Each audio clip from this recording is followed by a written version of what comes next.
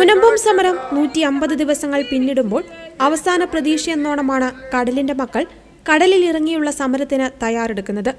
ഇതിന്റെ ഭാഗമായി വഖഫ് ഭേദഗതി ബിൽ പാർലമെന്റിൽ പാസാക്കാൻ പ്രതിപക്ഷ എംപിമാർ അനുവദിച്ചില്ലെങ്കിൽ സമരവുമായി കടലിലേക്ക് ഇറങ്ങുമെന്ന പോസ്റ്റർ സമരക്കാർ മുനമ്പം ഹാർബർ മുതൽ കച്ചേരിപ്പടി വരെ ഒട്ടിച്ചിരുന്നു. എന്നാൽ ഈ പോസ്റ്ററുകളുടെ മുകളിൽ മാത്രമായി തിരഞ്ഞുപിടിച്ച് മറ്റു പോസ്റ്ററുകൾ ഒട്ടിച്ചിരിക്കുകയാണ് കേരള കോൺഗ്രസ് എം പ്രവർത്തകർ.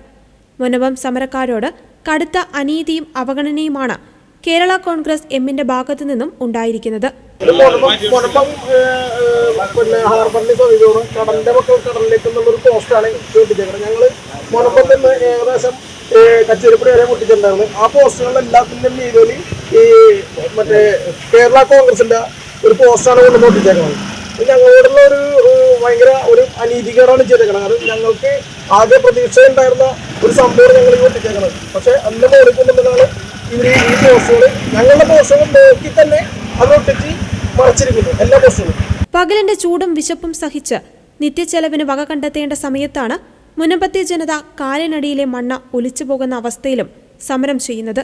അവരുടെ കഷ്ടപ്പാടിനെയും നിസ്സഹായ അവസ്ഥയും പരിഗണിക്കാതെ കേരള കോൺഗ്രസ് എം പ്രവർത്തകരിൽ നിന്നും ഉണ്ടായിരിക്കുന്നത് ഏറെ പ്രതിഷേധാർഹമാണെന്നും മുനമ്പം സമരക്കാർ പറഞ്ഞു.